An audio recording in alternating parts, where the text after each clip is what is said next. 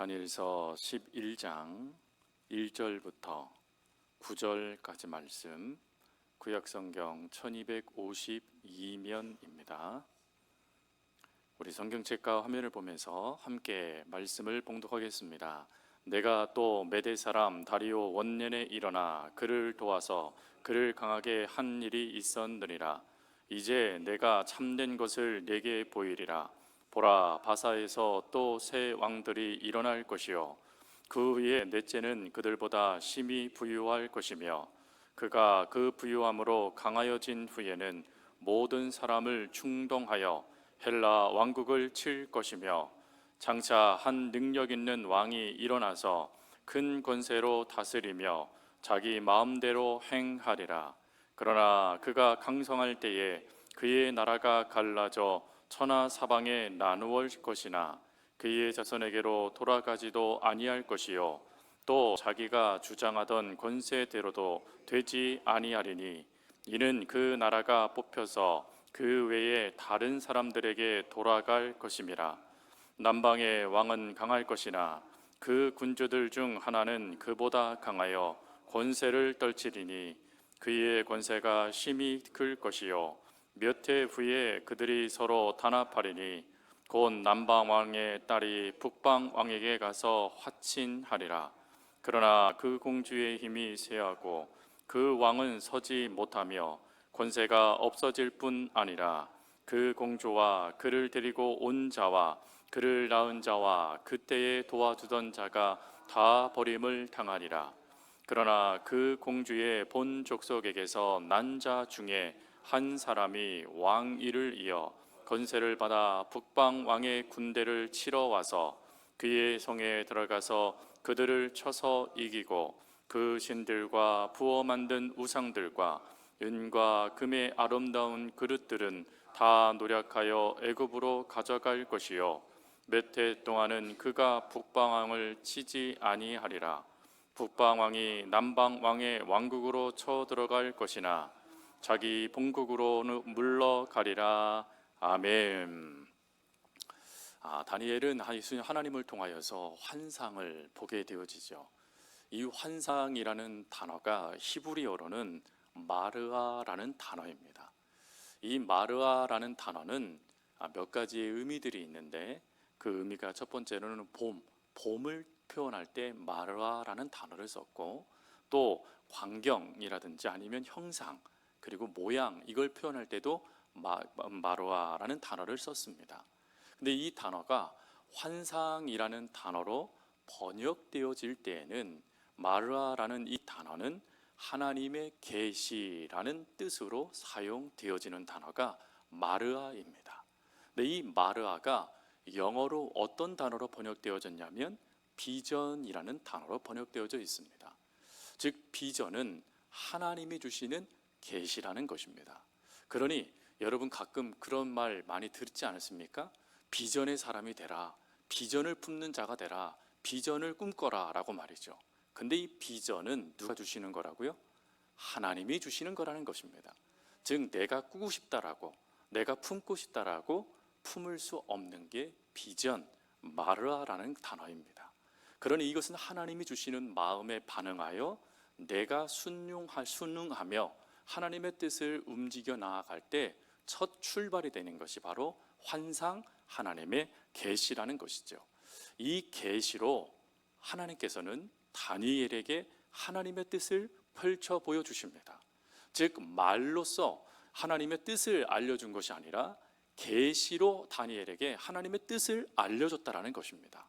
그럼 왜 하나님은 시각적인 환상을 통해서 계시를 알려주셨을까? 이에 대한 답이 다니엘서 10장 14절에 기록되어져 있습니다. 다니엘서 10장 14절은 이렇게 돼 있죠. 마지막 날에 이스라엘이 당한 일을 다니엘이 깨닫게 하기 위함이다 라고 말이죠. 즉 다니엘에게 앞으로 되어질 일들에 대하여 깨닫게 하시고자 하나님께서는 환상, 시각적인 계시를 가지고 다니엘에게 말씀하셨다라는 것입니다. 여러분 이 말씀을 듣자 다니엘이 어찌했다고 말씀을 드렸죠? 그가 며칠을 신음할 정도로 고통을 당했고 그리고 끊임없이 하나님께 금식하며 기도하기 시작했습니다. 그리고 그러한 상황 가운데 다니엘이 두려워하기 시작했죠. 이 두려워한 그 역사에 대해서는 우리가 제대로 지난주에 살피진 않았지만 사실은 이 하나님께서 보여주신 시각적인 환상, 계시는 한 가지의 내용을 담고 있었습니다. 그것은 그 모든 환상의 계시가 다 전쟁사였다라는 것입니다. 즉 전쟁이 발반되어지고 그 결과 수많은 사람들이 고통을 당하게 되고 또 그 중에 한 사람이 또 등장을 해서 이스라엘 민족들을 괴롭히며 또 적그리스도까지 되어지는 그 역사들이 바로 환상 가운데 나타난 모습이었습니다. 그 모습을 보면서 다니엘이 괴로워했다라는 것입니다. 사실 전쟁이라는 이것을 연구한 수많은 논문들을 보면 한 가지 공통적인 것을 이야기하는데 그것은 욕심 때문이라는 것입니다. 즉 내 안에 더 갖고 싶은 욕심이 나라와 나라 사이에 전쟁이 되고 사람과 사람 사이에도 전쟁이 된다는 것입니다. 즉 수많은 사람들이 내가 추구하고 내가 바라고 내가 품고 싶은 더 소유하고 싶은 그 욕망에 사로잡혀서 끊임없이 남을 밟고 더 많이 취하고자 전쟁도 불사하면서 그 역사를 이루어 가더라는 것입니다. 그래서 그러한 역사들을 다니엘이 보고 먼저는 괴로워합니다. 하나님이 아닌 인간의 자신의 생각과 뜻대로 움직이는 그 역사 속의 그 사람들의 모습을 보면서 말입니다. 그리고 두 번째로는 민족 때문이죠. 이스라엘 민족이 하나님의 은혜 가운데 70년 뒤에는 회복당하게 됩니다. 그리고 회복된 다음에 번영해주면 좋은데 문제는 이스라엘의 회복이 어느 순간 멈춰버리게 된다는 것입니다. 이 멈춰버리게 되는 이유는 바로 적그리스도라고 상징되어지는 한 인물이 등장하기 때문입니다. 이 한 인물이 등장해서 이스라엘을 괴롭히기 시작합니다. 그들을 무너뜨리려고 또다시 달려들기 시작하고 수많은 사람들을 죽게 만들죠. 그래서 지난번에 그를 살피면서 대략 30만 명 정도의 유대인들이 죽게 되어졌다라고 말씀을 드렸습니다. 즉 자신의 동족이 회복됨을 통하여 하나님의 귀한 나라를 이루어갈 그 소망의 역사를 마르아 환상을 통해서 하나님이 보여주셨는데 거기까지만 해도 감사했는데 그 다음의 환상은 도무지 받아들일 수 없을 정도의 큰 고통과 아픔이었다라는 것입니다. 그래서 그 고통과 아픔에 다니엘이 신음을 전폐하면서 그가 울며 하나님께 기도했던 것이 바로 지난주 우리가 말씀을 살피기 전까지의 내용이었죠. 그때 하나님은 어찌하십니까? 은총을 부어줬다라고 말씀을 드렸습니다. 여러분 기억나세요? 은총과 은혜는 다르다라고 말씀을 드렸습니다. 그렇죠? 근데 은총과 은혜는 동시에 주어지는 것이다 라고 또 말씀을 드렸습니다. 은총은 하나님으로부터 부어지는 것, 하나님으로부터 부어지는 게 은총이죠. 그럼 은혜는요? 은혜, 그것이 하나님께서 부어주신 거라는 것을 깨달을 때 비로소 이것이 하나님의 은혜였구나 하는 것을 우리가 알게 되어진다라고 말씀을 드렸습니다. 다니엘에게 하나님은 은총을 부으십니다. 그래서 그 은총 가운데 두 가지의 놀라운 역사가 나타나는데 첫 번째로는 강건해지는 것입니다. 즉 다니엘은 지금 온몸에 힘이 빠지고 거의 그루기 상태처럼 완전히 넉다운 되어져 있는 상태입니다. 근데 하나님께서 그에게 은총을 부으셔서 그를 다시 일으켜 세워주셨다는 것입니다.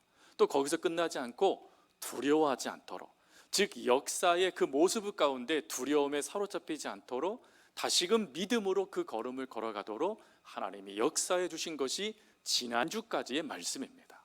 이제 오늘 말씀은 무엇이냐면 이제 하나님의 은혜 가운데 다시금 회복된 다니엘에게 하나님은 가브리엘 천사를 통해서 무엇을 이야기하냐면 앞으로 되어질 그 역사의 실제적인 내용들을 구체적으로 이야기해 줍니다. 그 이야기해 주는 내용들이 오늘 본문 2절부터 4절까지 아주 짧은 내용이지만 그 속에 다 담겨져 있죠. 여러분 2절부터 4절까지의 그 내용의 그 기간은 대략 270년입니다. 270년의 역사의 내용이 단 3줄에 기록된 것이죠. 여러분 그 기록의 내용들을 우리가 이미 알고 있습니다. 이미 지난번에 살폈거든요. 우리가 그 알렉산더 대왕도 등장하게 되어지고, 그리고 바벨론, 이 바벨론이 또 어떤 나라로 이렇게 바뀌고, 그때마다 어떤 나라의 왕들이 또 등장하게 되어지고, 또 알렉산더 대왕 이후에 또 어떤 왕들이 또 등장하게 되어지는지, 우리는 그 모든 것들을 이미 지지난 말씀을 통해서 살펴보았죠. 그래서 오늘 또 그것을 다시 언급하진 않지만, 우리가 이 역사의 말씀들을 쭉 보면서 깨달아야 될 세 가지의 은혜들이 있습니다.